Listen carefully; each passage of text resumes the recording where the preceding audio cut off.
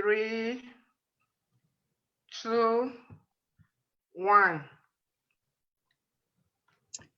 Hello, good morning, good day, good afternoon, good evening, and good night. Not sure which part of the world you're watching us from. Like I always say, this is Sylvia Litana Robertson with Africa Online Media Corporation. Always a pleasure coming into your homes on Sunday and visiting with you. This is the new way of visiting, actually, because with COVID-19, very few of us are allowed or are even going outside because some of these cities that we live in have become epicenters of the COVID-19. So I hope everybody's keeping healthy, keeping safe, washing hands, and of course, masking up every time you leave your respective homes. Hello, everybody. Hope you're all doing fine. On here with me, I have our chairperson. Of course, of you know her fondly as Rev. I call her Reverend Pam. So she's here with me. And we also have one of our brothers from the continent who are a part of the Africa Online Media Corporation team. His name is Mr. Williams, M-I-S-T-O-R, not Mr. with a T-E-R, but with an O-R, Williams. And I believe we have other people that are coming on from the continent so that they join us on this show. My host, Mr. Niasong, is not online yet, so I will... he just zoomed in. Okay, so he just zoomed in. So yes. Let me just introduce our topic for the day, and I will let our host, Niasong, take over the... excuse me, 1 second. Excuse me. The topic for today actually is social media. When we're talking about social media, you know that where we're on right now is called social media. That's whether you're on Facebook, you're on Instagram, you're on Twitter, you're on YouTube, or whatever medium that can undulate you or bring you forth via the lines. We are going to be talking about social media. Is social media a make or break deal? What is social media doing for the people today? What is social media doing for you as an individual? Is social media disseminating the right information? Have they done enough work to teach us or educate us about the COVID-19? Have they shared enough information with us to teach us on how we should live and how we should survive during this COVID-19 pandemic? I will hand this over to our host first, Mr. Niasong, and then I will return to you later. Niasong, welcome. Good afternoon, and sorry for always being late. A lot of technical things to do before I get settled. And I've actually accessed today through the phone, so that's why you see it shaking all over the place. I'm trying to put on my earphones so that I can better understand what is going on. You may lose me, you may see me. Okay, I think I put on my earphones, and it will be shaking because I'm holding the phone. I never bring my stand with me. All the same, thank you, Sylvia. Thank you, Reverend Pam. And I believe that we're all here today. On this topic, social media, it is part of something. It is part of an acronym, and I'll be talking about that. So today, we all know, is August the 16th. It is the 229th day of the year 2020. That is on the Gregorian calendar. So we have just 137 days left before 2020 gives way to 2021. And if you happen to live in the United States of America, or if you happen to be a citizen of the United States of America, because they are the ones to do what I'm going to say, you have just 79 days to stand up and stand out and go forward and do what you have to do. Answer yes or present to your civic duty, to your civic responsibility. That is, vote in the presidential and general election that will point the way forward in the next 4 years. And that election day is Tuesday, November 3. So some history. On this day, on August 16, that is back in 1977, Elvis Presley died in his Graceland estate in Memphis, Tennessee. He was just 42 years old. On this day in the year 2000, delegates to the Democratic National Convention meeting in Los Angeles, California, formally nominated Al Gore for president.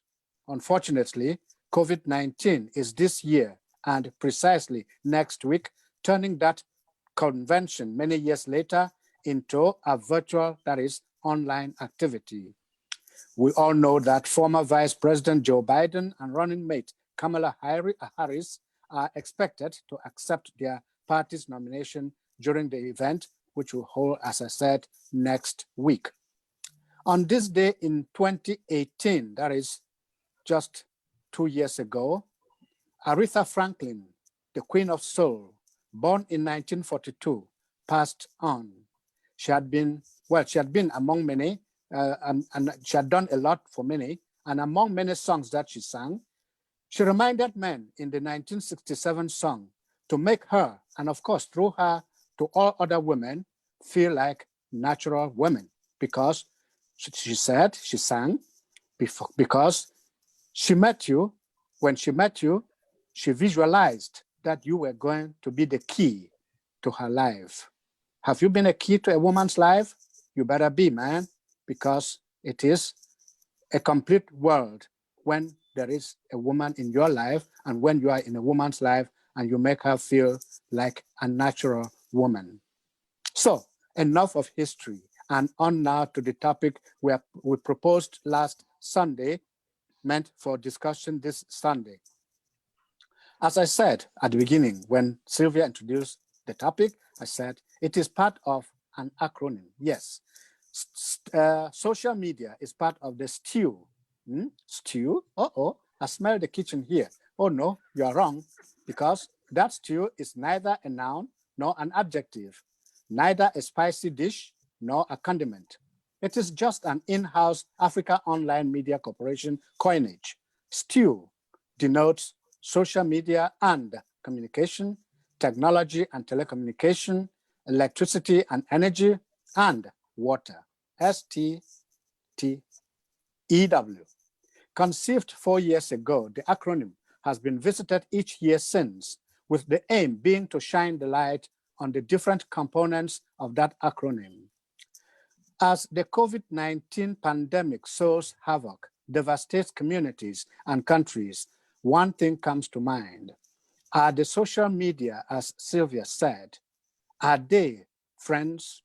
Are they enemies? Are they frenemies? Or just outright a bunch of stuff living out there? What are the social media of communication? Are they there just to make the buck, make the money? Or are they there to educate, entertain, and of course, distract? Have the social media sufficiently educated the public on the causes and consequences of coronavirus and the COVID-19 respiratory infection that is now decimating the human race? We must, of course, say what these social media are. So the question, just what are the social media?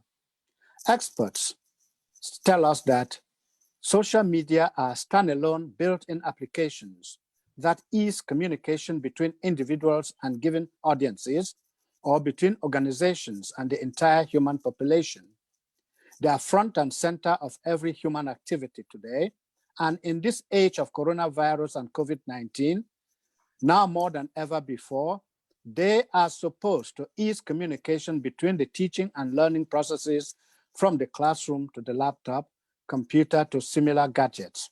Yes, a kid pouted the other day. Yes, they used to say no phones in school, but now the school is in the phone. Really? Yes, of course, because they have to use the phone to learn. Unfortunate that this occurrence has brought us to where we are. It is increasingly becoming, rather than a distraction, it is now always very necessary for you and I to have. So telephones, or better still cell phones, and iPads and laptops, and you name them, have become the babysitters of our age, as classes of all categories are now online. They've moved from the classroom where you have 30, 40 children sitting side by side learning to individual homes where parents are shouting their lungs out to keep their kids in control, living what teachers live in the classroom. Yes, when your kids go to school, you think they are going to be very disciplined, but some of them can be real managing in the classroom, especially when there are more than 3, 4, 5, 10 of them in the same classroom. Whatever benefits social media offer today, the long-term effects and consequences are only just beginning to show.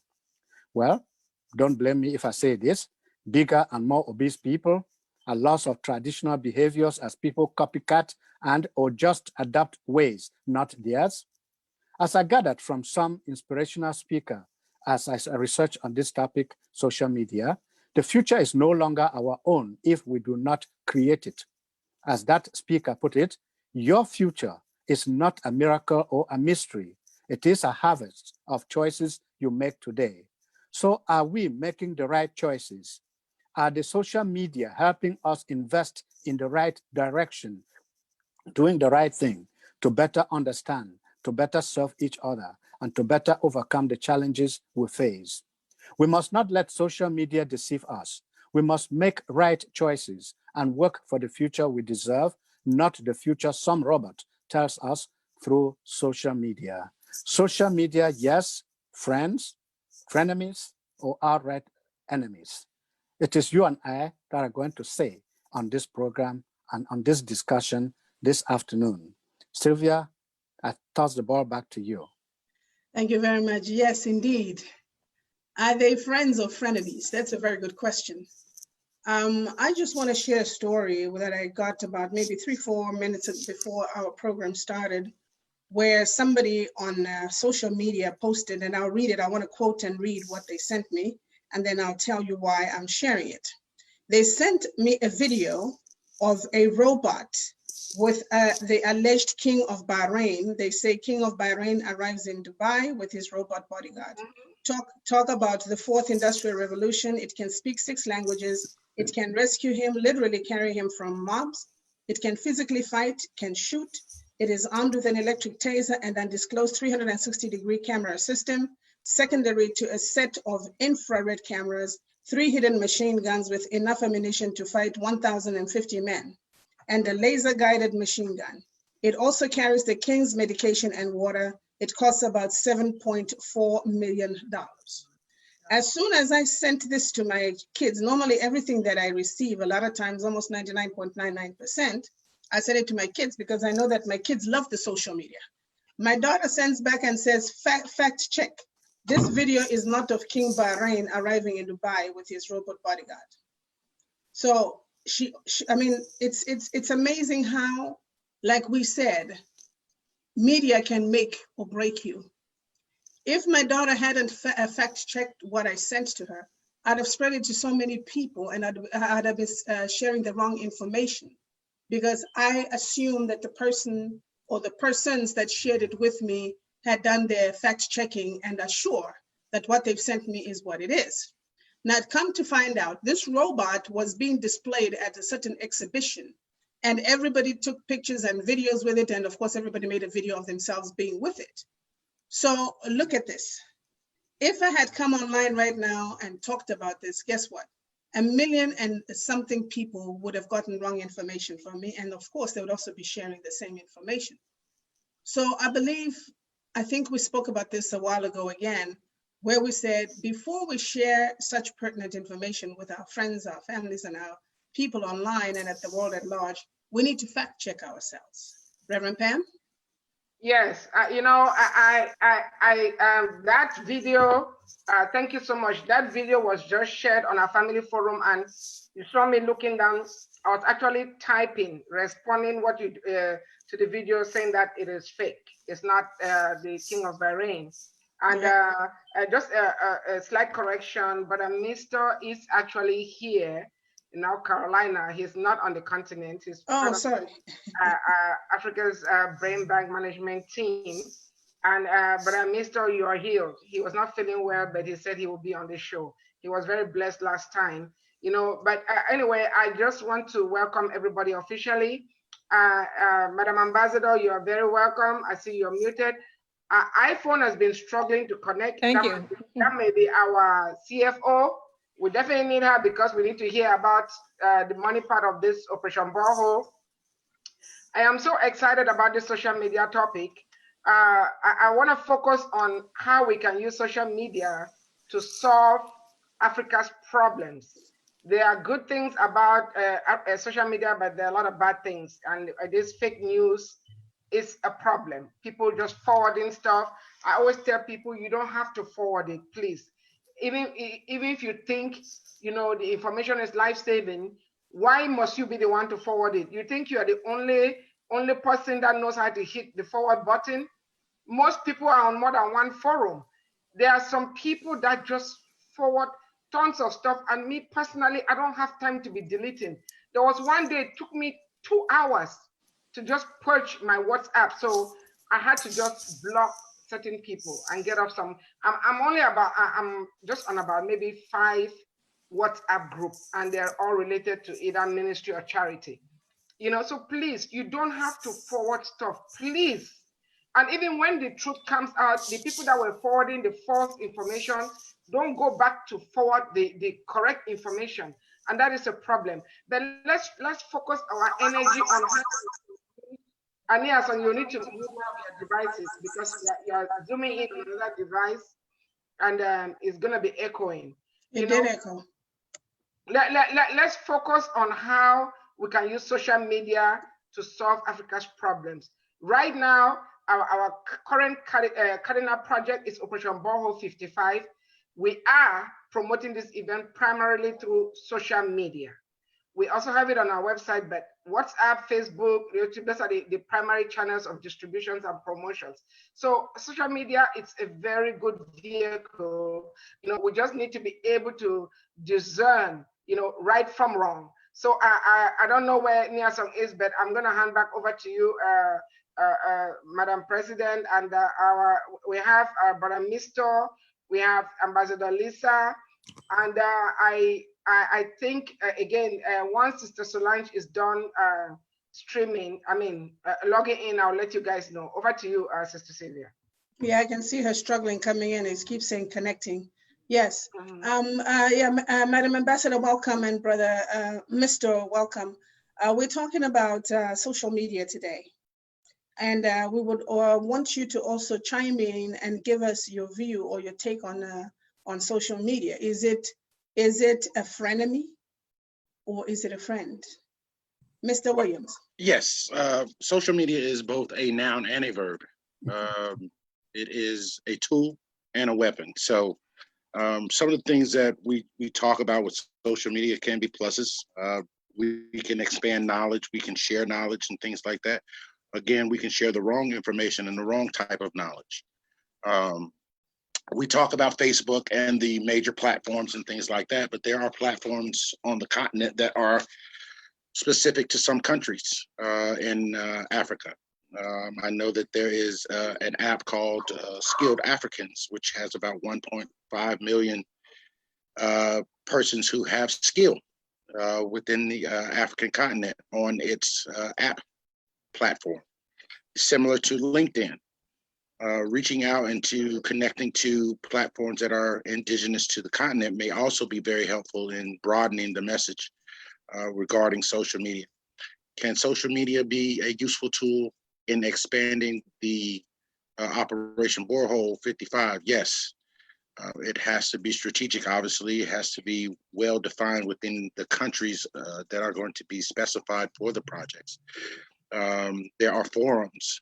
There are other blog sites that are used as social media in some countries that may or may not have access to the major platforms like Facebook, and some countries are blocking major platforms. For instance, lots of countries don't have access to Instagram, which is a major platform here in the United States. However, it may not necessarily be a major platform around the world.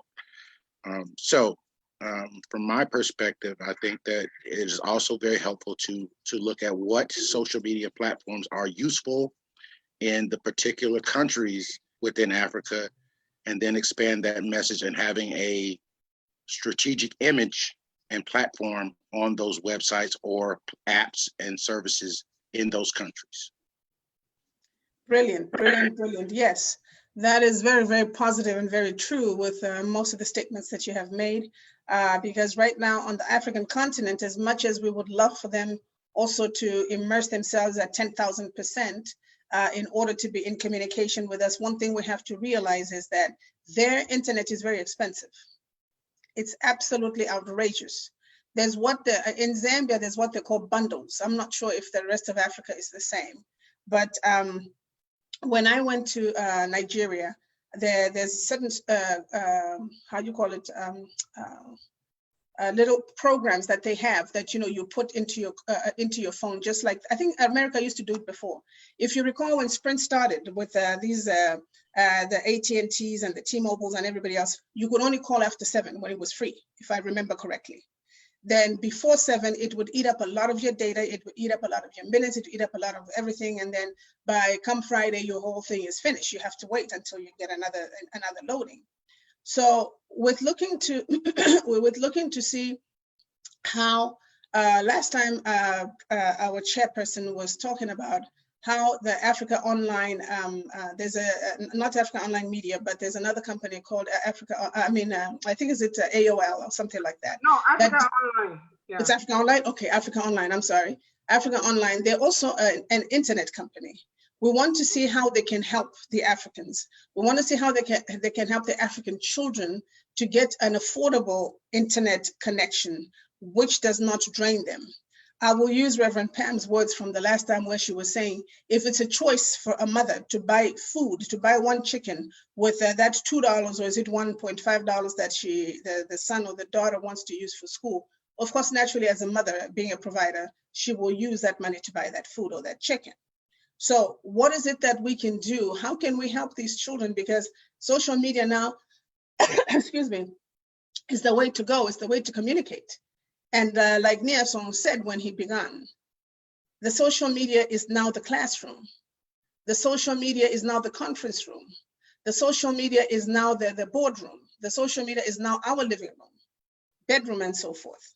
So with all that being said and done, let's expand a little bit on how we think that we can at least help support our people or our children, mostly the children on the continent, with this internet access or with an affordable or even free internet access if it's feasible. I mean, there are a lot of donors there who can afford to do that and make sure that this is free. Niasong?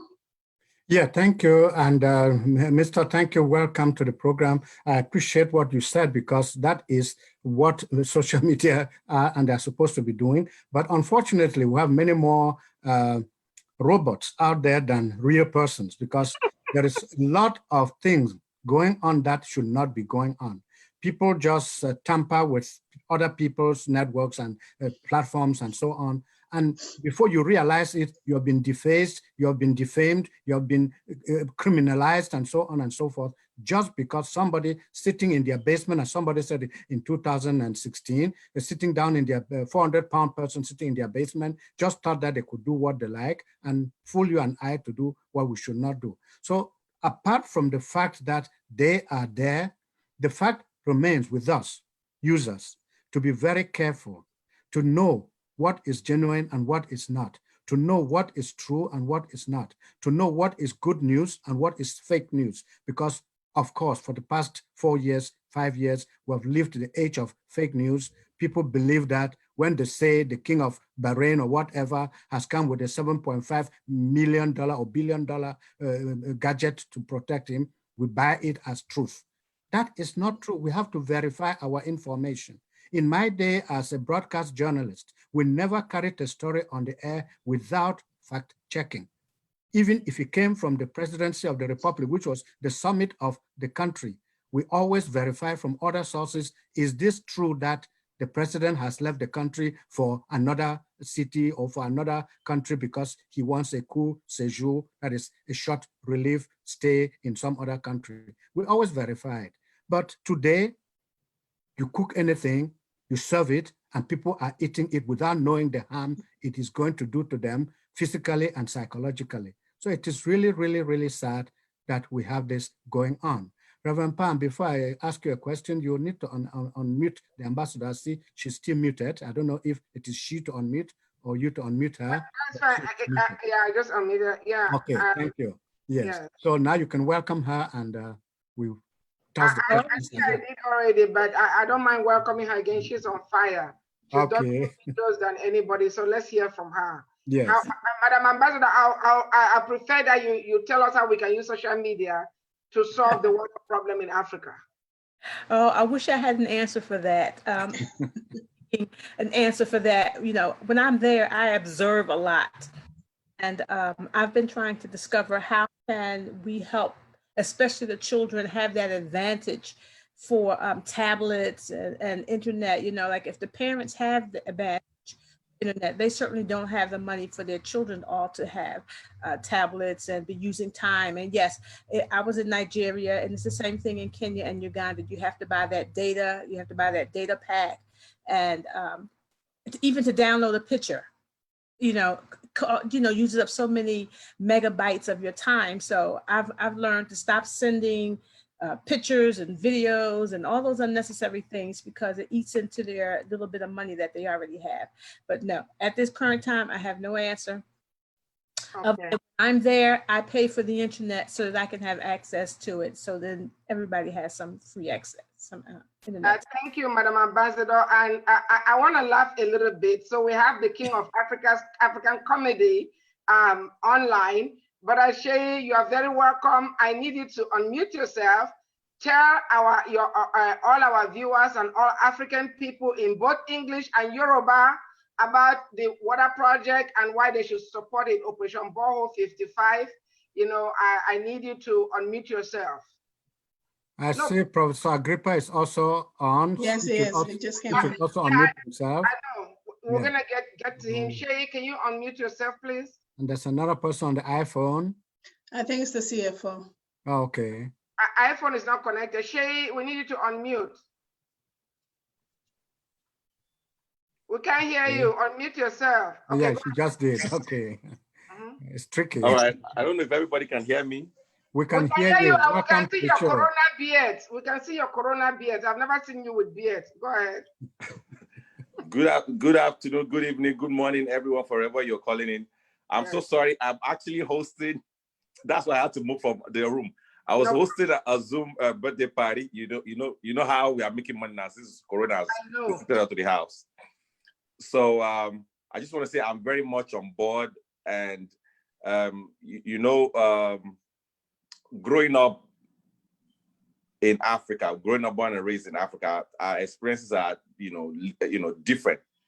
And people find it hard to believe that some of the experiences we have actually happens, just like something as simple as water, and this will just bring light to it, and I'm all in. I'll be proud to put everything that I can to support this. So I know I have limited time, but I just want to just chip in something and say something. So I'll be back. I just need like 10 more minutes. No problem. Sorry to stop your show. So go back. We understand. That's why we gave you the time, because we probably know you are actually on air. So all right. So you can zoom back in when you have a minute. Yeah. But I wanted to ask him a question before he goes. Oh, he's gone. Okay. He's hosting an event right now. He'll be back. He's hosting an event. So. Okay. All right. Yes. Okay. Sylvia. Yes, I just wanted to share an experience I had about 2-3 days ago on Facebook. Again, like Nia Song mentioned earlier on, a lot of people are misrepresenting themselves. I did an experiment for myself because I had seen a certain individual on Facebook. This individual comes in like for 2-3 months, then they come off, then they come up with different pictures. They use the same name, but use different pictures. So what I did this time is I accepted the befriending, on Facebook, and I said, okay, let's see if we can take this a step further. Let me find out I knew it was a man. I said, let me see what this man is made of. So he comes on there and he's asking me all these personal questions about myself. And of course, I didn't give him the right information because already my gut feeling was telling me that this is not a genuine person because I've seen him on and off Facebook quite a bit. So this time he came in as a Mexican. So I asked him, I said, where are your parents from? He says, New Mexico. I said, oh, New Mexico. Okay, that's part of the Americas. So then he writes back and he says, my wife died 2 years ago and I'm raising my daughter by myself. So I needed just some advice about how to raise daughters. I said, oh, okay, we can talk about that at a later time. Then he started getting personal. So I asked him one question. I said, wait a minute, how long have you been on Facebook? So he didn't respond for the whole day. He didn't answer back. Then in the evening, I asked him again the same question. How long have you been on Facebook? I wanted to catch him because Facebook tells you when somebody came back on Facebook, right? So he tells me, he says, oh, I've been on Facebook for a year. I just went off for a few days and then I just came back 2 days ago. But this John's Facebook says he's been on there since May. So I said, okay, tell you what, since you say you want to know me, how about we talk? I said, why don't you give me a call? Let's talk on this messenger. Again, he didn't respond. So I knew all the red flags were up already. This man is not who he says he is. So 2 days later, he calls me. And guess what accent the man had? No, he came back and he told me, he said he's from Mexico. And he works for BP Shell in London. That's where he lives. And he's got a very big estate in Mexico that his father's left. So I said, wait a minute. You told me the other day you were from New Mexico. Now, how come you're from Mexico? I said, I don't understand. I said, anyway, give me a call. Well, this fool caught the bait. He called me and he is a pure Nigerian accented man.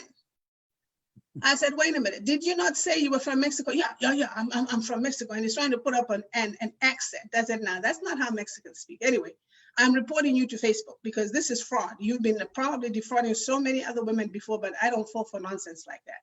So before I could even say anything, he cut me off. He cut me off the phone. So I reported this to Facebook. So then I also blocked him and I went to Messenger and I blocked him. I went to WhatsApp and I blocked him everywhere. So I'm saying this to say, most of our young ladies are being caught in these webs. As a former reporter and journalist myself as well, I have to do my due diligence. I have to look into whom I'm talking to because I have 4 daughters. Thank God 3 of them are married and 1 of them is still not, but they're grown up now and know better than to just jump, to fall prey to such things on our social media. So just a warning to our children and of course the young men and women out there. Do your own check verification. When you befriend somebody for social media, it doesn't matter which part of social media it is, whether it's Facebook, Instagram, ask to speak to the person. You are learned enough to pick up on somebody's accent and tell whether this accent is from a white person or from a black person.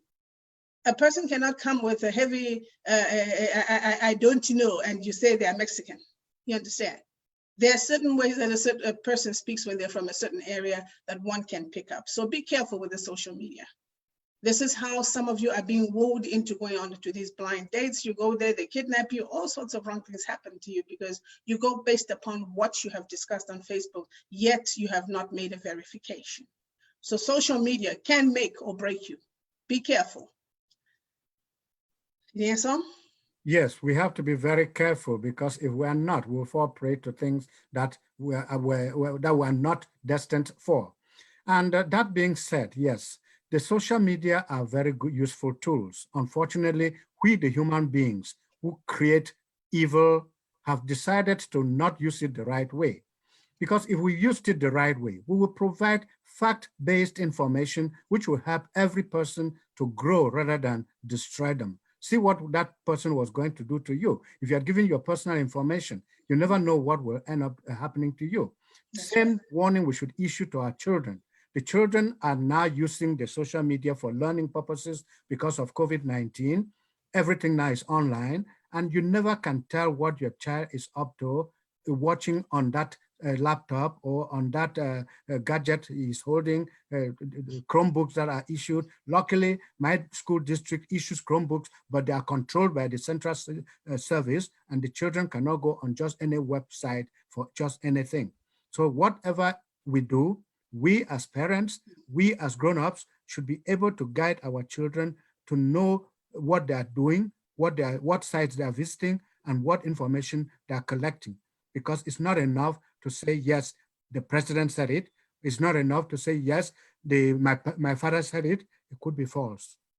Yes, I see Brother Professor Agrippa was looking up. I think he's ready to say something about social media. Unmute yourself, Prof, and then we will continue the conversation. So what is your take on social media and you and I living in the community in the 21st century? Well, I think all of you have said all the right things. There is nothing much to add. It's just that we have to be careful. In terms of using the social media to advance ourselves, I ask myself this very question, especially in Nigeria. They will call you, then they hang up. They expect you to call them back. And it's so often. Now, when you call them back, they say, oh, because I don't have no data. for me to call. And it's so expensive now, thank God, to WhatsApp. So most people can use WhatsApp to make their phone call. But most often, there is no connection, for them to use. When you talk, everything can cutting off. So the frustration is out there. Another one, electricity. Well, there is no power. If there is no power, how are you going to be charging your phone or your computer for you to do that? Now, again, I'm taking this one back again to our government. The basic thing they're supposed to give to our citizens, they have not done it for the whole continent. I see some Nigerian scientists right here in California that work for Boeing. They always, installing the satellite, up there. I see one Bright is a very good friend of mine, has been championing for Africans to have their own satellite, but everything fell on the deaf ears. Now we listen to Ambassador Arikana talking about all the billions of dollars that France is taking away from Africa annually. We have enough money to make sure that the borehole we signed to, to give to citizens that all of us are doing. Those are the basic things that the average African child need. At what point are we going to hold our African government accountable? That is the question is in my heart. And we don't have to shy away from that. We cannot be begging each citizen to bring penny here for us to give, your own citizen water or electricity or good road to drive. A lot of people are dying because of bad roads. But our politicians, especially in Nigeria, they carry all this money, put them in, in San Francisco, in New York, in London, carrying our own money. Why? These are some of the things that we need to talk about. At some point, we need to hold our government accountable to be able to do something for the common citizen. That is my position. That is where I stand. Thank you. Yes, Reverend Pam. Yeah, thank you, Prof. One of the things about, our platform is our show is unscripted, and nothing is rehearsed, nothing is scripted. As we appreciate your passion, hopefully somebody in government will hear you and they will do something about it. If they need us to tell them exactly how to put this water or assist them in sinking those boreholes, Africa Online will be very excited and honored to do so. But when Sister Sylvia was sharing her experience, I'm going to just talk about this one messenger that I got that came in at 9:30 this morning, because I want to really focus on how we can use social media to solve Africa's problem, especially this Operation Borehole 55. But let me share this. This came from a physician friend of mine, and I'm going to read it verbatim. There are some typos there, but I'm going to read it. It says, "Be careful. I got a message from you, or it's shown on your wall here. Please tell all your contacts in your messenger list not to accept friendship requests from Andrea Wilson. She is a hacker and has this system connected to your Facebook account. If one of your contacts accepts it, you will also be hacked. So make sure that all your friends know it. Thanks, forwarded as received." Hold your finger down on the message. At the bottom in the middle, it will say forward. Hit that, then click on the names of those in your list and it will send to them. This is real in uppercase. Okay, this is the thing. I don't have any extra time. There are only 24 hours a day. I use up 99% of that for important things to improve mankind. So whoever this person is, and please, if your name happens to sound like her name or is the same, I'm not talking about you, I don't know you and I couldn't care less. This is something I got this morning at 9:30 on Sunday morning, and I'm sharing it because of this topic that we are talking about.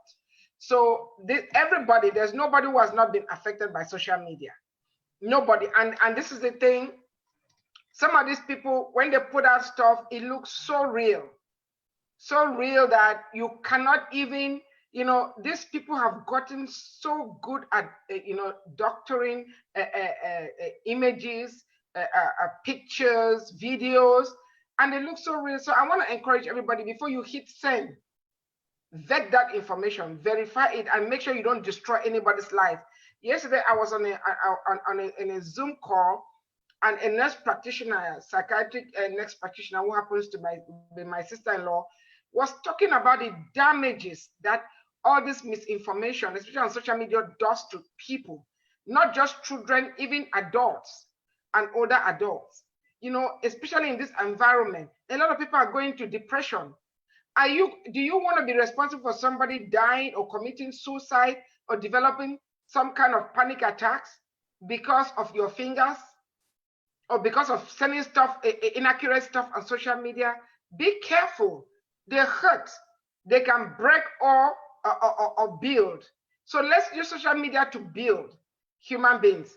But I want to focus on Africa. So from the top of the hour, we're going to spend some time talking about our event. So I'm going to pass it back to Ni Asong, but I'll be sharing a video and a couple of screens. Over to you, Ni Asong. Thank you very much. And talking again about social media, I know, Mr. Mistor, you mentioned a lot at the beginning. You still have a lot to say. Yes, Africa is the victim because it has always been the victim, because even its own children who are out there are not helping the continent to find its feet and stand on those feet. They participate with these other people, they contribute, or they participate with them and help them to invade the continent directly or indirectly and do things that are untold, unheard of on the continent. So what else would you want to tell us? How can the social media be harnessed in such a way as to serve Africa rather than render this disservice to the continent? You are muted. Yeah. Well, yes. Well, I'm definitely thinking as I post and as I consider how the social media platforms across Africa are being utilized by the people there. Now, as I look at the barriers, I also see solutions. If you can fill a void, you create an opportunity. So where is there a void? There's a void in energy production.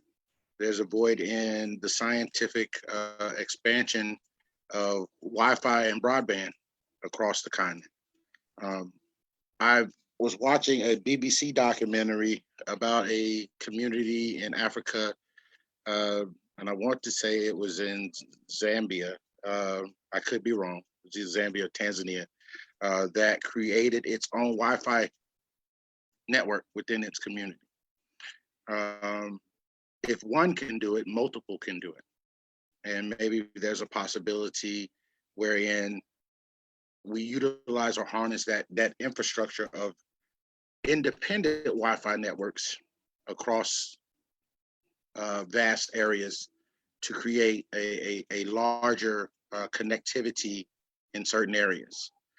Also, once these boreholes are drilled, the idea of energy production, because water is flowing, there's hydroelectric energy might be another possibility. The discussion further with governments and entities there about solar panel production should be also something that should be discussed. A lot of solar panels are being produced, obviously in the East, in China and other countries like that. And China is vastly influencing and trying to influence Africa's development. But what if Africa would decide that it could create or would be willing to create solar panel farms so that it could harness the vast array of energy that is produced from the sun? That would obviously lower the cost and make it cost effective for people to put solar panels on their homes across the continent, which would also then increase energy. And energy is definitely what is needed to create opportunity for Wi-Fi networks to be useful. That's just a general idea of some of the things that float through my brain when we're talking about this. Also, when we talk about social media, it has to be a consideration of what are the largest social media platforms in Africa beyond those controlled by Facebook and other entities like Facebook? What are the largest indigenous platforms and how are they being accessed by people in Africa? And what will be the willingness of people to not necessarily give up their Facebook, since that's the most marketed platforms, and the WhatsApps that are owned by these larger institutions, but also to embrace indigenous platforms and therefore broadening the appeal of communication amongst African countries within the AU and the diaspora as well. Yeah, I think one of the greatest things that we in the diaspora can do is like influencing, say, Facebook, who already announced that they want to lower costs of installations in Africa beginning next year, I think, or later this year.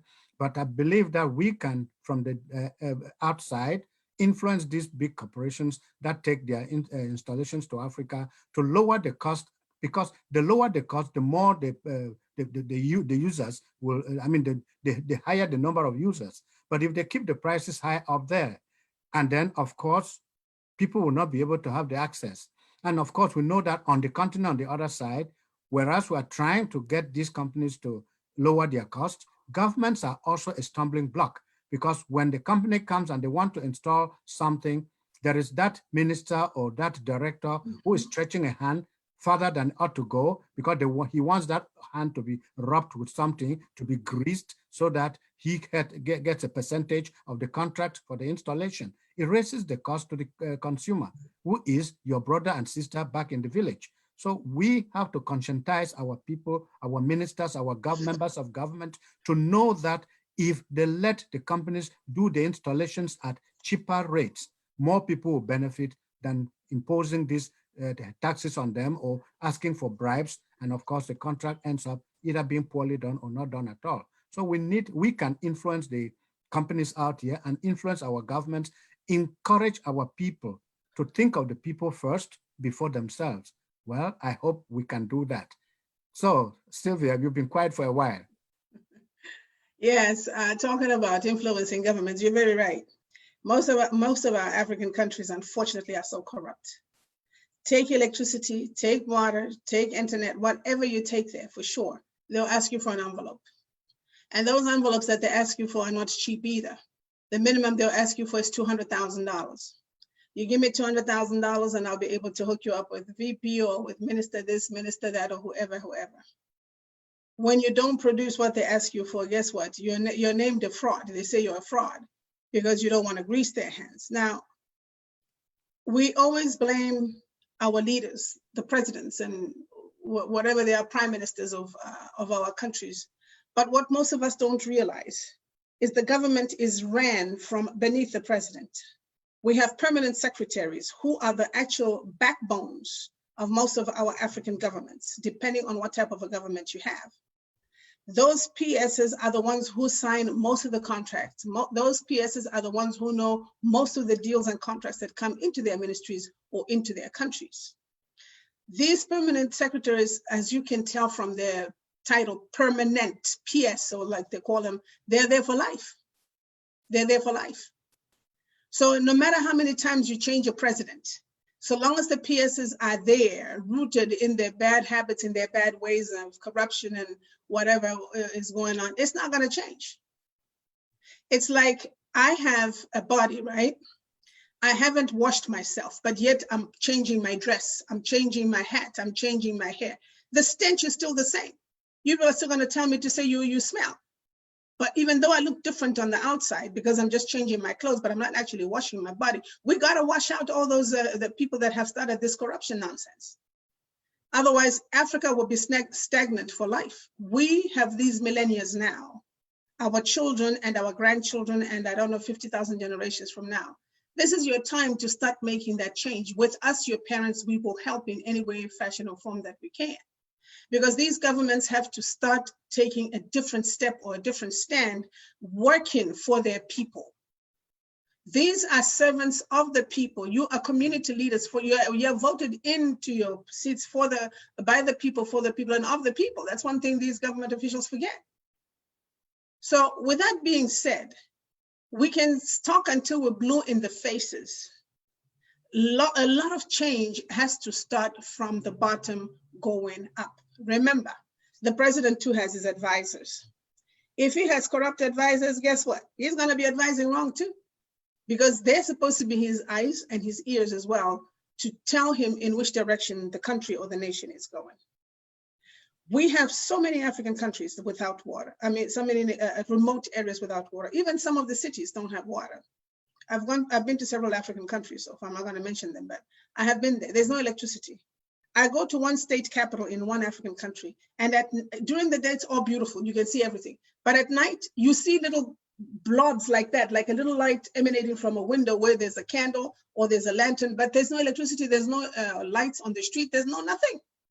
The only lights you see are at the government buildings, at the malls, and most of them are Chinese malls, by the way. Or maybe these malls built by the Arabs. So where are we with this?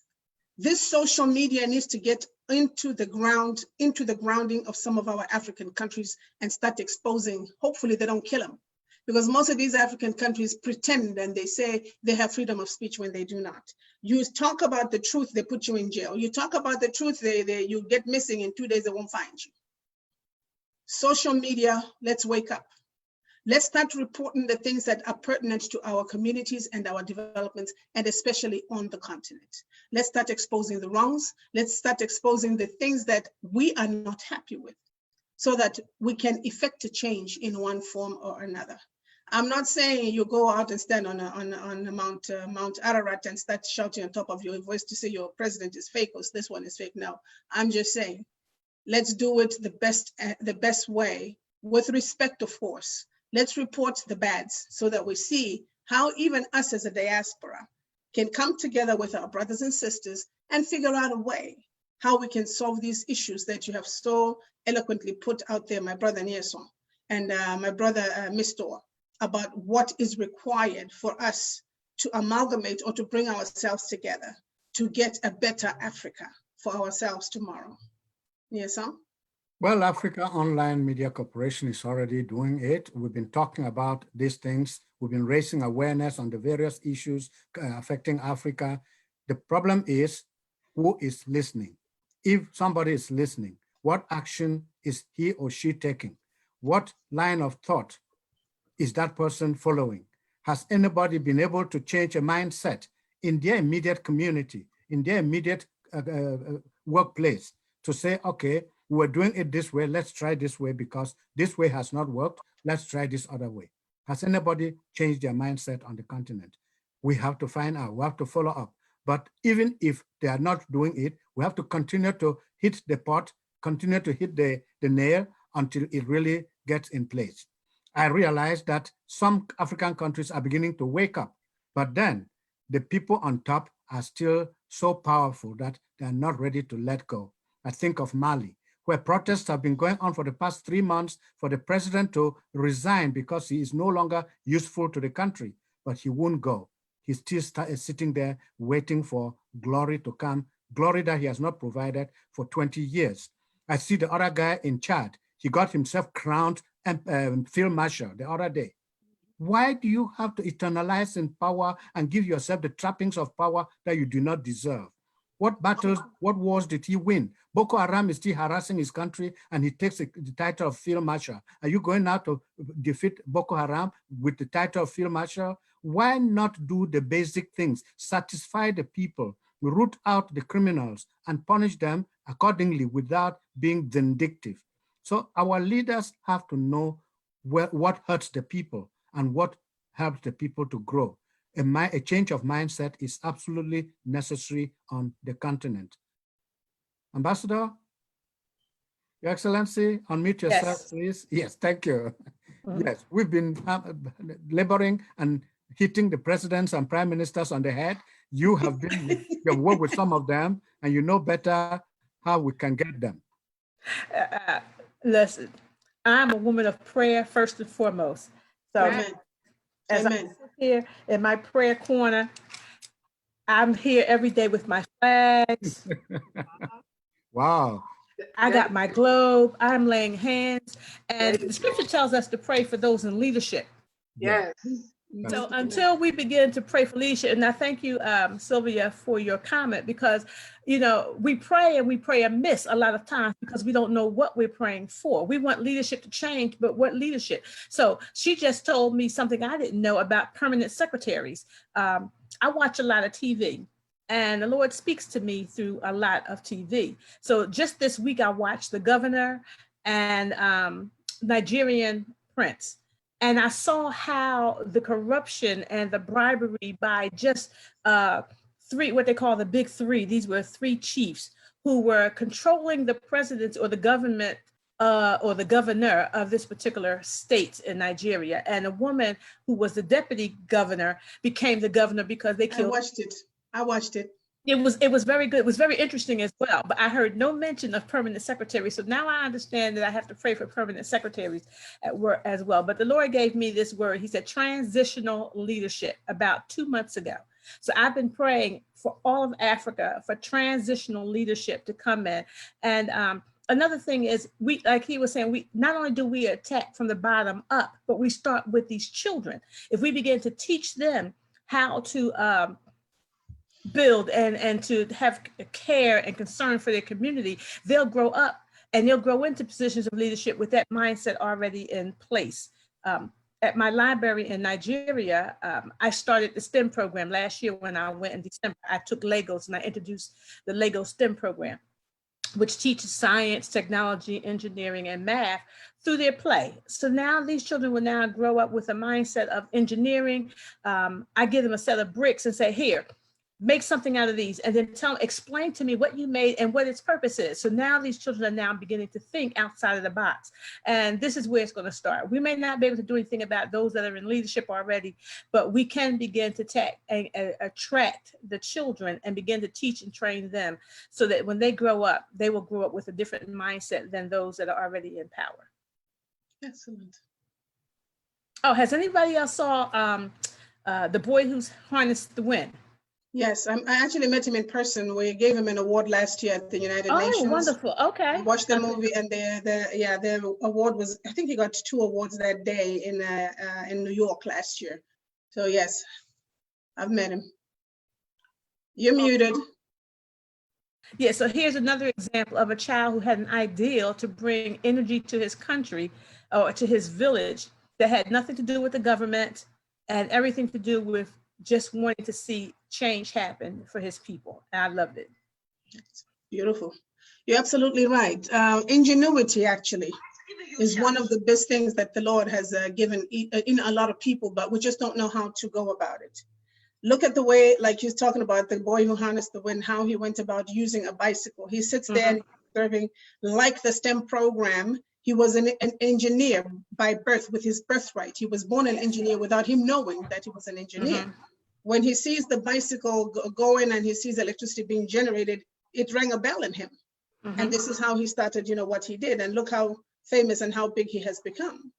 So you're right. There are a lot of our children out there. I've seen children building cars out of nothing, and the cars are moving. I've seen children building what you call these houses. There's a boy, I don't know whether he's from Cameroon. I can't remember whether it's Ivory Coast. He builds these model homes, right? But when he builds this model home, when you look at it, it looks like a real home that you and I can live in. Even better than the houses here. I think he's Cameroonian. Yes, I saw a video of him several times, and I kept playing it over and over, trying to get a hold of him. He draws the thing by himself, but nobody's there to support or promote him. The dream dies.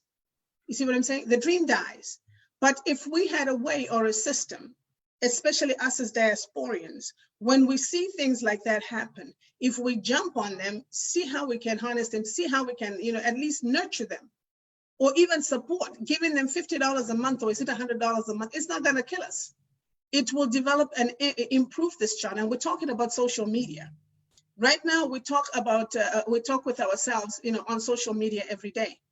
What is a better way than to mentor that child through the social media for those experts that know what he's doing? We're getting to the top of the hour right now. It's about 3:59. So I will let our chairperson chime in, and then she can just roll herself into the next half-hour topic. All right, thank you so much. I mean, a lot is being shared here, useful information, and I'm glad some information is being put in the chat box so our listeners will be able to access it. Just for the record, African Online Media Corporation is not against any government. We are not here to attack any government. We are here to look out for our people. We're not a political group or a religious group, but if any government needs our help or advice, we'll be glad to assist or help them. We are at the top of the hour, and we're going to take the next 20 minutes to talk about our event. And all our panelists here are part of that event coming up, and they will each take a turn to talk about it. But I want to share a couple of screens. And I want everybody to look at this. And when you're making your comments, you can also comment on it. After everybody talks, then I'll make a comment about social media. But the next 20 minutes, we're going to use it to talk about our upcoming event, which is less than 3 weeks away, basically in 2 weeks. Okay, so let me share the screen. Hold on here. Let me see. Hold on, where's my screen? No, this is not what I need. Just give me a second here. Let me, no, this is Facebook. This is not what I want. Give me a second, please. Let me. Take your time. Yeah, okay. Okay. Traveling. Wait, can you guys see my screen? Yes. Yes, we can. Okay. My name is Stephen Cheboy, a member of African Online Media Corporation from Kenya. I've shared a video by my community members in Marakwet, explaining challenges they are facing with water in the community, and the distances they are traveling to look for the previous precious commodity, that is the water. So we allow African Online Media Corporation with their project for Operation 455 to use the video to reach out to friends, partners, donors, and well-wishers so that we get our community supported with clean drinking water because of the problems our communities face as a result of challenges of water. It is 12 o'clock. The sun is scorching hot, and this group of women in Kabaldamet village, Kerry Valley region, are in a hurry to reach their homesteads early with water they fetch in River Mbobutas to use them cook food for their children and spouses and to keep their goats. They do this 3 to 4 times a day, climbing the hilly terrain of Kabaldamet village so as to access this scarce commodity to quench their thirst, which they say it is found 4 kilometers away from their homesteads. The most problem here is water. There is serious shortage of water. Women have to travel very far to get water. For Paris Murkomen, she has to wake up daily at 3 o'clock in the morning so as to get early to the river before it is soiled due to the highest number of people going to fetch water in the same river. We have water problems. We walk for more than 4 kilometers, and this takes us several hours. In the river, we queue and scramble to get clean water. She says she sometimes goes through a lot of challenges before reaching the river, including meeting the wild animals on their way. We face a lot of challenges. We wake up early in the morning and go to fetch water. Along the way, we meet wild animals. This scares us. The situation is even worse for the school-going children, since they have to leave their homesteads to their schools without taking any breakfast in the morning, nor bathing, as these women explain. Our children normally goes to school very late because where we fetch water is too far. And remember, going to the river takes several hours. And even they go to school without taking a bath. Also, this is due to lack of water.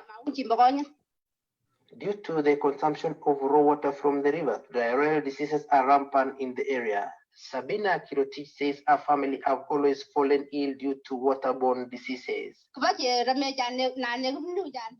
fetch water that some people are affected in. This has led to outbreak of waterborne diseases. According to the culture of Marakwet people, it is the responsibility of women to fetch water for their own consumption. It is on this note that men will take up the responsibilities of their wives during the time of giving birth, as explained by one Justice Kipkeo. We men are forced to take the duties they are doing in the house. Even like me, I lost this state of mind because of waking up very early in the morning going for water, so that I may reach at Okay. Well, the video says it all. That's just one of many videos that we have coming. You can see it live. This is real. This is not from 20 years ago. This is real. You know, they say a picture is worth 1,000 words. I say a video is worth 1,000,000 words. You hear it from these people.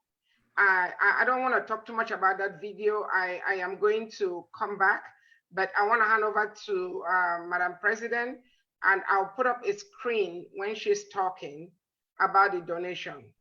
Madam President. Thank you. We putting up a project called Operation Borehole 55.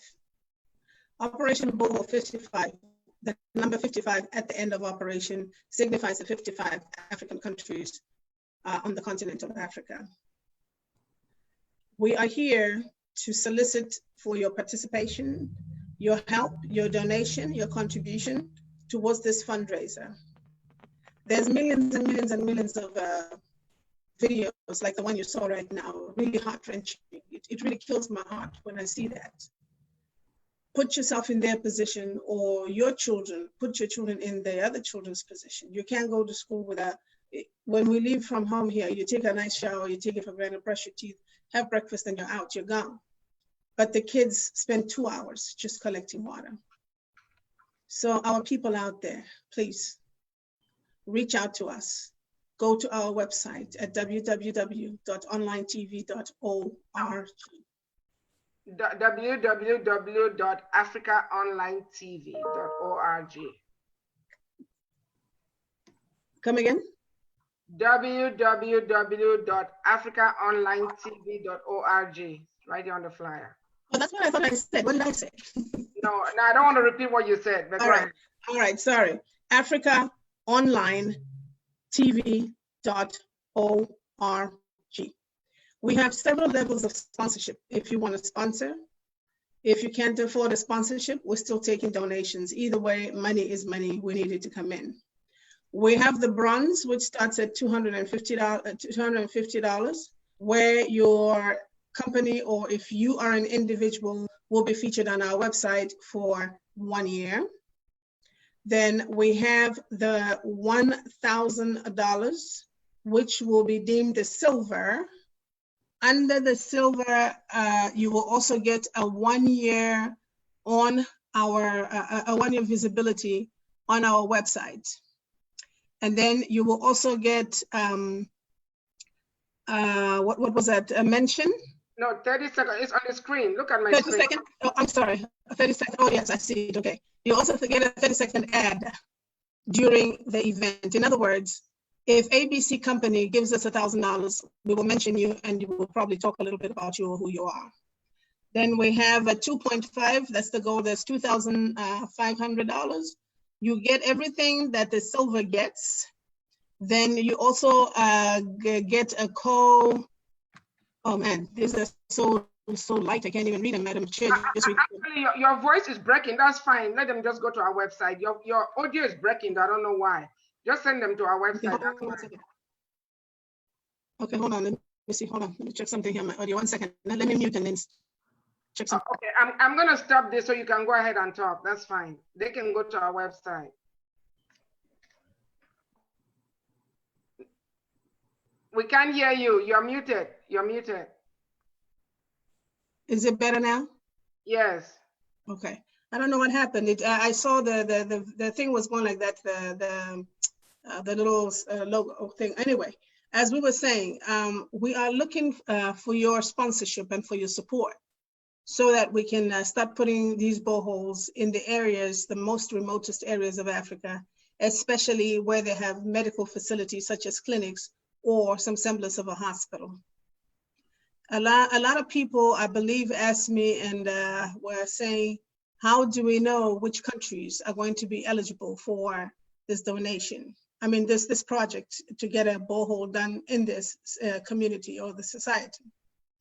I gave an example and I said, well, since there are 55 African countries, I'm sure the participants that are going to be donating or contributing towards this borehole are not only going to be from one country or from one part of Africa. We have five regions in Africa: North, South, East, West, and Central Africa.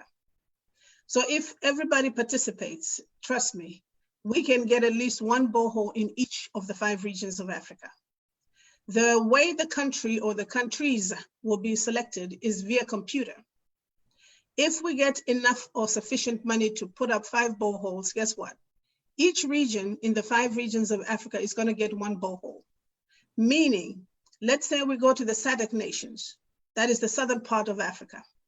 One of those countries in the SADC nations will be, all the countries in there, their names will be thrown onto the computer, whatever selection board. Once the computer selects, we have no control over it. That is the country that we're going to go and put the borehole in. And so goes for the East, West, South, and Central.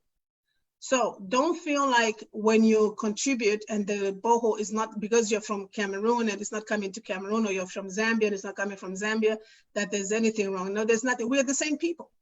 We're fighting for the same cause. So we desperately, desperately, desperately urging each and every one of you to be a participant. Join us on September 6th for this virtual fundraiser. We have started getting some contributions and some donations. Thank you so much for those of you who have already started donating and contributions to our cause via GoFundMe.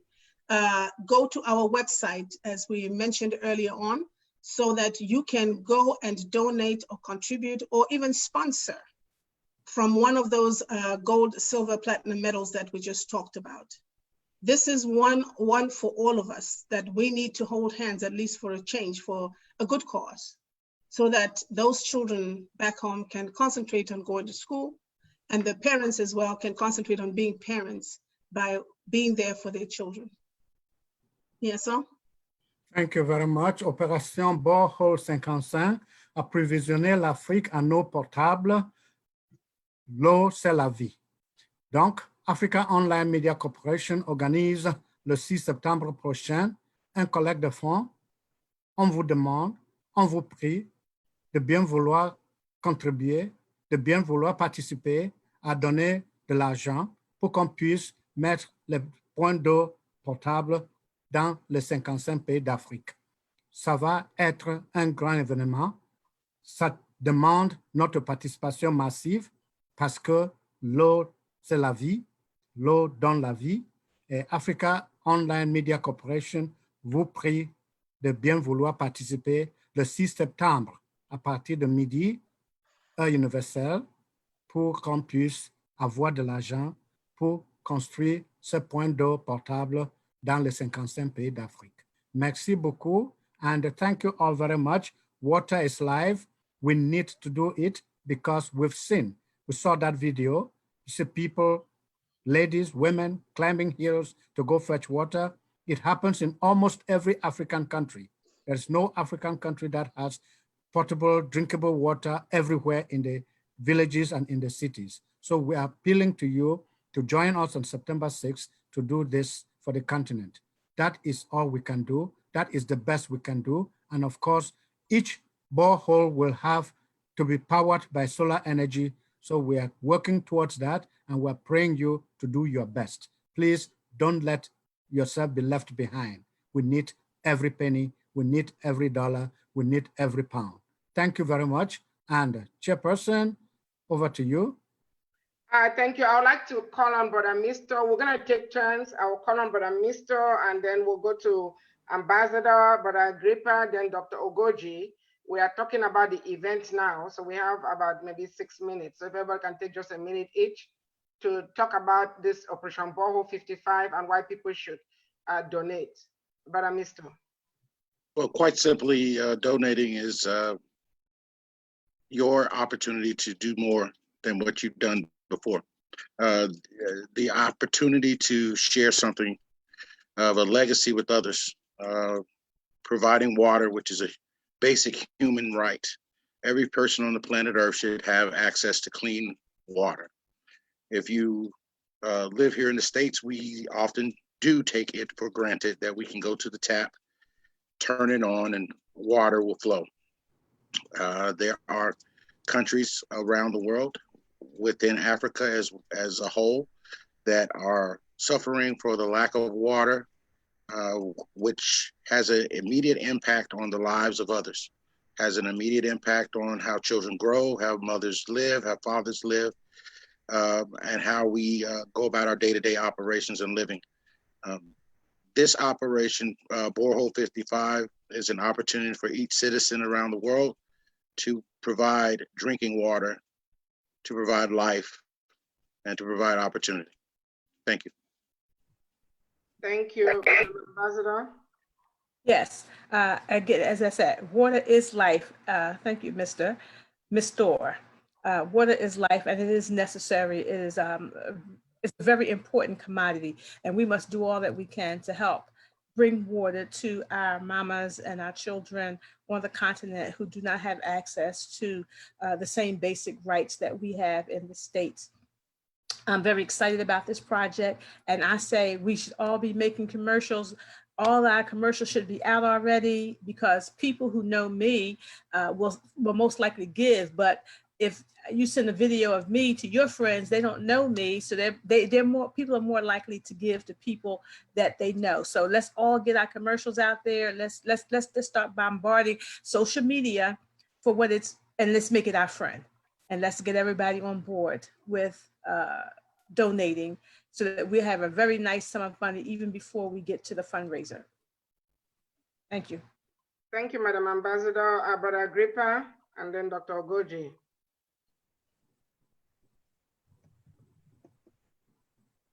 Brother Agrippa, can you unmute yourself?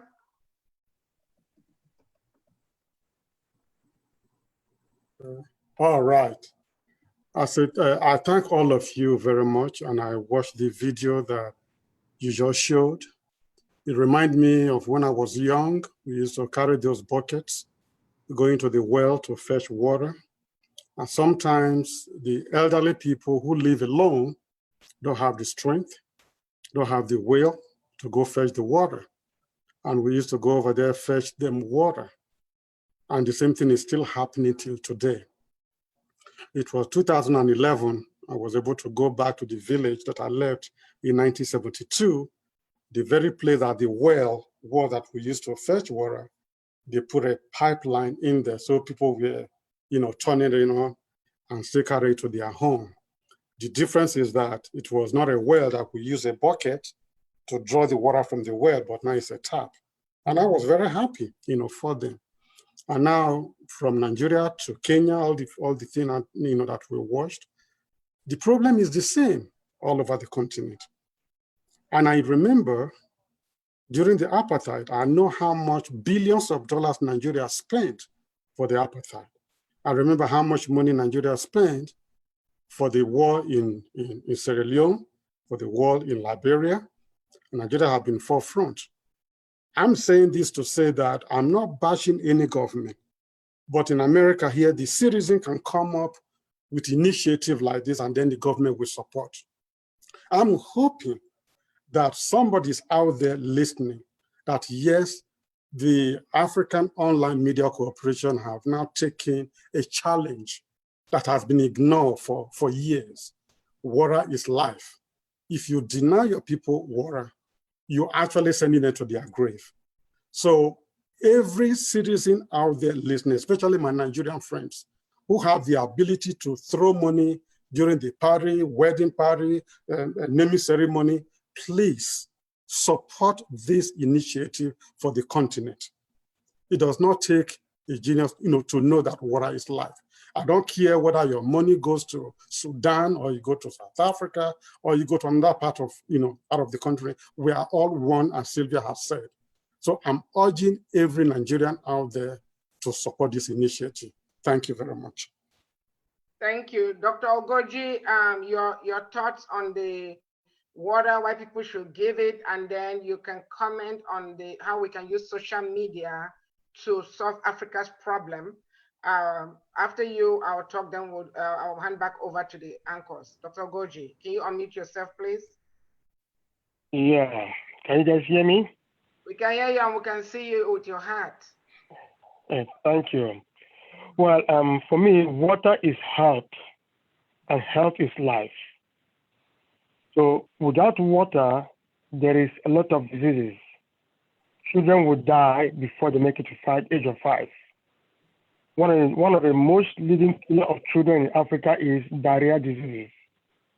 These diarrhea diseases all occur because of lack of potable, clean water. And of course, kids will not make it to teenage years, they will make it to adulthood, they will die and young. Of course, that goes to the general population. Without water, the hospital system cannot function because there'll be infections left and right. One of the biggest killers of human beings when they go to the hospital worldwide is infection.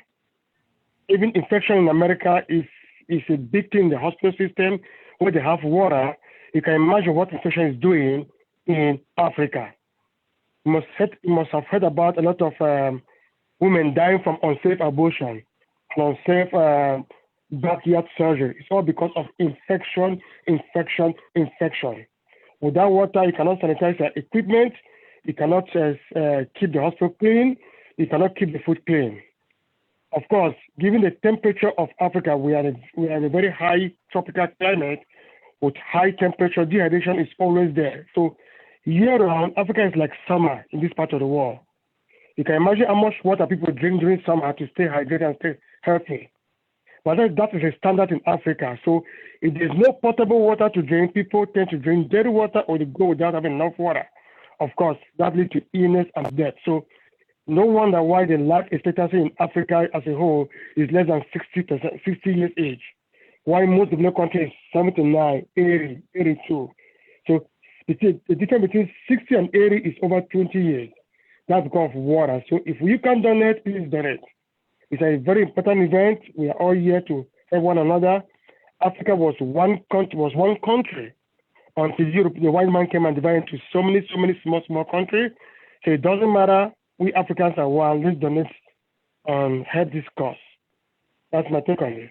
Thank you, Dr. Goji. If I hand back over to the anchors, I will hear about your take on how we can use social media to solve Africa's problem. But I just want to encourage everybody, like Dr. Goji said, we're actually one, and the video you saw that was from Kenya, that doesn't mean you should not donate. We need you to send us videos from your own village or from healthcare facilities in your village or rural facilities. We're not looking for facilities in the city. I want to encourage all Kenyans to donate. See, that is your village right there. You need to donate, because if we don't get donations from you, there's no telling whether the video will be entered in along with other videos to be selected by the computer. But we need everybody to donate. And again, your donations are tax deductible. The reason why this water project, we have several projects in the pipeline, but this water project became urgent was because of the COVID-19 disease and the coronavirus. How can people be expected to wash their hands when they don't even have water to drink? You saw those kids. There's some other videos that are coming up. We're just trying to get permission to use them, where you see children with scabies all over their bodies. It is pathetic. We're not like some organizations that just use stock videos. We are not. We are having them send us videos specifically for this. And once that the donations come in and the monies are raised, 100% of it is going to go to these boreholes, and we're actually going to share videos of those cities, those rural communities where those boreholes are going to be dug. But Dr. Ogoji, we want to hear your take on how we can use social media to solve Africa's problem. Before Niason, you can take over from there. Well, social media is a wonderful invention. It spreads information with a button. I think one way we can do is we can find a way to go down to the grassroots and start telling the youths, people under the age of 15, most of the people 20 and above are already corrupt. They want to steal. But it's a 20 and below, and start telling them what is the role of government. Telling them that if there's oil in the country, that money belongs to you. If there is gold or mineral or any other natural resource, it belongs to you. It doesn't belong to the government. If somebody is a governor, the governor is there to serve you. If somebody is a commissioner, the commissioner is there to serve you. You don't have to worship politicians. Let them perform. I mean, this is the education I want to pass around, because in Nigeria, for instance, in my village, you become a commissioner. There's one young man that became a commissioner. Within 2 years of being a commissioner, he built 3 houses for himself, built 2 in the city, and there's no road. And then they gave him millions of dollars to renovate a school through the government, and he embezzled the money. To be honest with you, the Nigerian government is trying, because every year they take budget and give to each of the senators and the House of Rep and the commissioners to do projects in their constituency to develop that area. So they bring this money and buy big house for themselves and buy big cars for themselves. If we, the youth, can know that if you go there as a senator, the federal government is giving you money to come and develop our area. Before you start building big houses for yourself, we'll break it down until you build road for us. And then that's one. Then we should also find a way to question our leaders to tell us, what project are you doing? And hopefully, if the Nigerian government can publish every contract for each local government in the social media for the populace to see. The federal government said, we awarded this contract to Senator A in this village. This contract to be a road from year to year. Publish it on social media.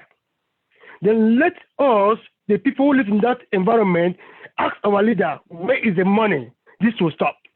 So social media can be used to spread information, spread from government, to tell us what they are doing, because the federal government is trying.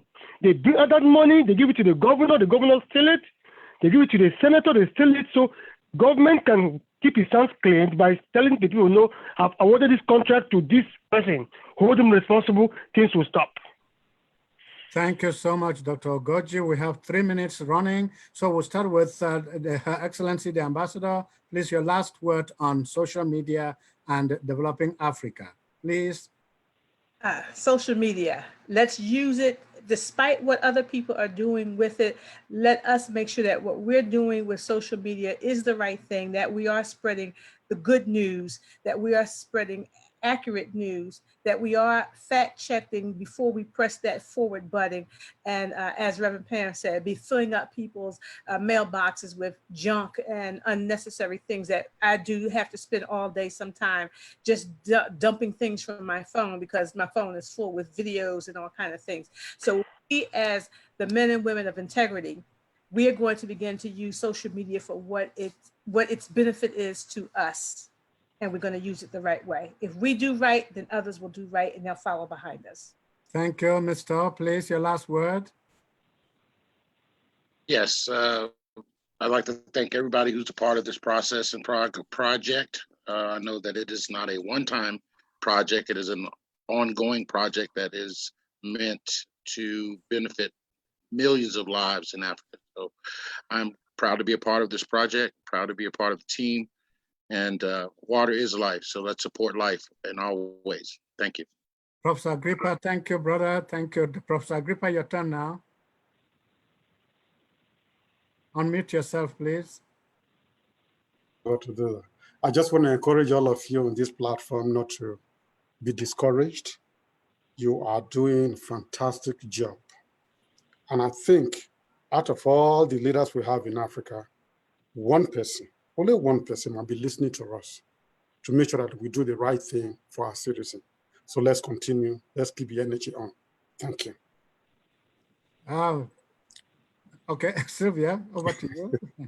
I was missing my way. I thought you were going to call me a different name, Stella. Yes. No, not today. That's his wife's name. That's his wife's name. Not really. Not really. That's his wife's name. Dr. Ogoji just gave my wife a new name. He gave away the secret, right? Yes. Well, thank you. Thank you very much, Niasa. Yes, like you've all rightly said, you've summarized everything that we have actually spoken about today. Regarding social media, let's use social media responsibly. Let's disseminate information that we know is true and information that will encourage somebody.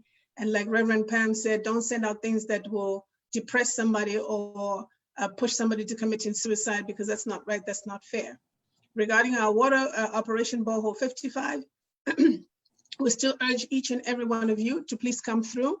Donations and contributions are open right now. If you go to our website, please check us out every time you have a chance. It doesn't matter what you're donating, but the more the better, because then it makes our life a whole lot easier. And yes, somebody asked me about transparency. The transparency will be put on our website. We'll be updating you on our website as to what's going on, or even on social media. If major developments are coming up or major changes are going on, whatever boreholes we're putting up, yes, you will be notified on our social media handles. God bless each and every one of you. Thank you in advance for your donations and contributions. Please be a part of this history-making project. Reverend Pan. Yes, let's use social media to support Operation Borehole 55. Go to www.africaonlinetv.org for details. You will see all the details that you need there. We have Cash App, we have PayPal, we have GoFundMe, we have Zelle, we have WorldRemit, you name it, we got it. Thank you so much, Niason. Thank you all so much for being here today. It is time to wrap up. So to conclude, actually, so I appreciate every one of you, please. I know the many schedules that we have. I know the tightness of our schedules. Thank you all. And let's make it a point to be together next Sunday. Thank you very much. Participate in our WhatsApp chat room during the week. Participate, share your thoughts on the topics that we will be publishing on the topic. I'm sorry, we're going to be talking about the tea in stew. I got too excited about this borehole. We're going to be talking about the tea in stew next week, transportation and telecommunication. Thank you. Transportation and telecommunications, please. We'll make that happen next week, beginning tonight and going to next Sunday. Have a great weekend, a great Sunday, and see you again next week. Thank you. Bye. Bye. Bye.